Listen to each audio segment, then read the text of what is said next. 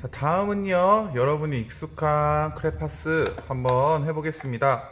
자, 여기 있는 크레파스는요, 여러분들의 손에 묻는 것을 방지하기 위해서 보통 이렇게 종이로 싸져 있죠. 그러니까 손에 잘 묻는다는 특징이 있어요.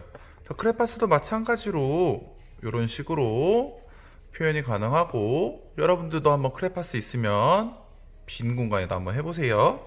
동그랗게도 되고 뾰족뾰족 가능하고요. 그 다음에 아까처럼 하트를 그리고 안에 꽉꽉 채우거나 아니면 연하게 채우는 거 둘 다 가능합니다. 자, 그렇다면 크레파스는 어떤 성질이 있을까요? 우리 색연필과 비교해 봤을 때 생각해 보면 이 친구도 되게 부드러워요. 막 쓱 미끌리죠. 얼음에서 이렇게 하는 것처럼 그런 특징이 있고요. 자, 그리고 두 번째는요, 크레파스는 사실 기름으로 만들었어요.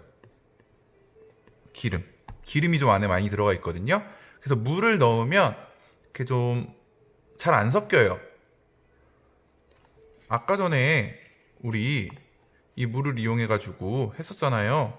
이렇게 하면 섞이지가 않아요. 지금 여러분 눈에는 안 보일 텐데 물하고 친하지 않기 때문에 섞이지 않는다라는 특징이 있습니다. 그리고 세 번째는요, 조금 세세한 거, 섬세한 거는 표현하기가 어려울 수도 있어요. 근데 그거는 뾰족하게 깎으면 또 가능하기 때문에 그거는 쓰진 않겠습니다. 그리고 색이 어때요? 선명하죠? 누가 봐도 주황색이에요. 이렇게 가능합니다. 자, 그 다음 단계는요, 바로 물감이에요. 물감은요, 선생님이 물감으로 글씨 쓸 수 있어요. 한번 써볼게요. 자, 여기 물감이 있죠. 이거는 어떻게 사용하죠, 보통?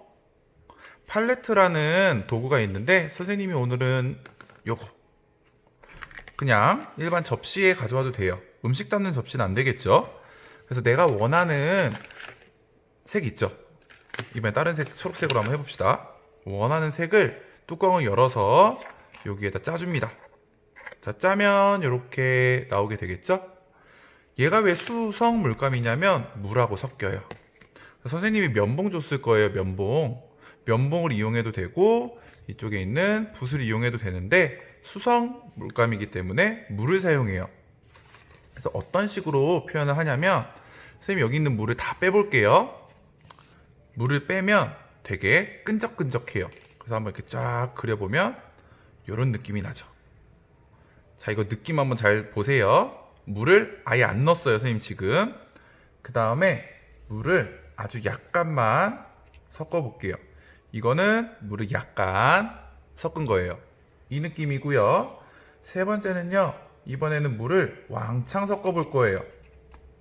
물을 엄청나게 많이 섞어 볼 거예요. 그럼 이런 느낌이 나요.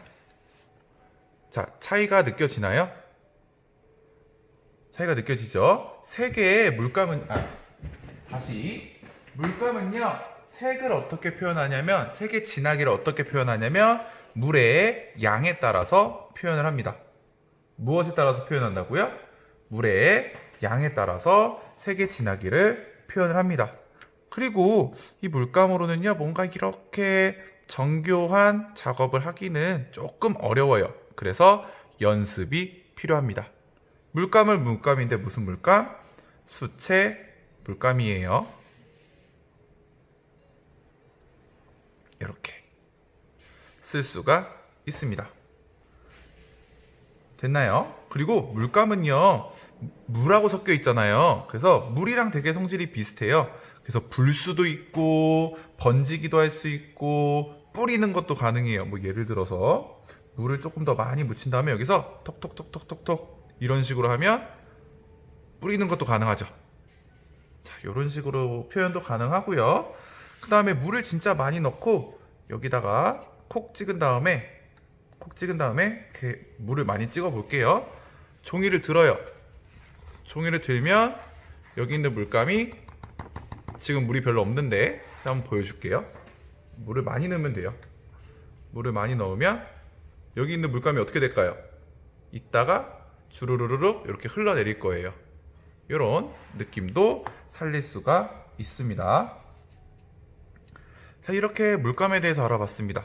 마지막 하나 남은 친구가 이름이 뭐였죠? 파스텔이었어요. 파스텔은 써본 친구도 있을 텐데 되게 재미있는 친구예요.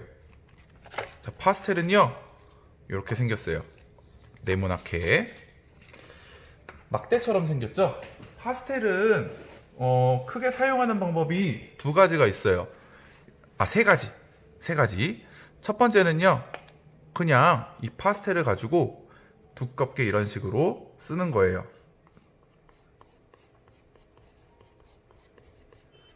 이렇게 쓰는 방법이 있고요.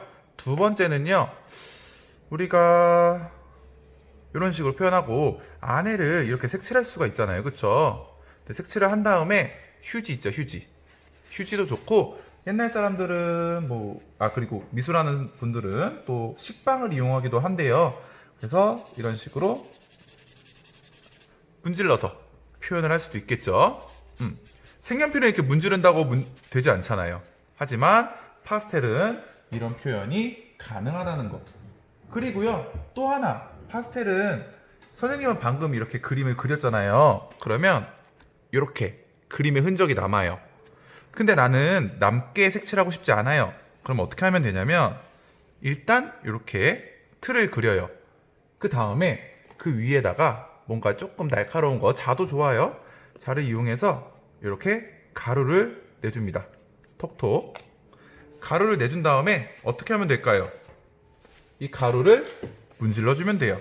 어떻게? 이렇게.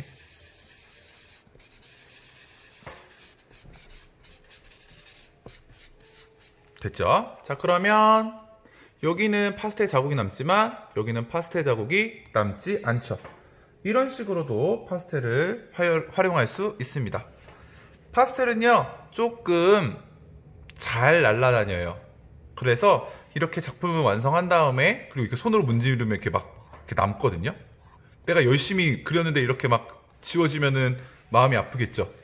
그래서 이 파스텔로 작업한 거 위에다가 정착액, 픽사티브라고 하는데 그 정착액을 뿌려서 파스텔이 날아가지 않도록 도와주는 역할도 합니다.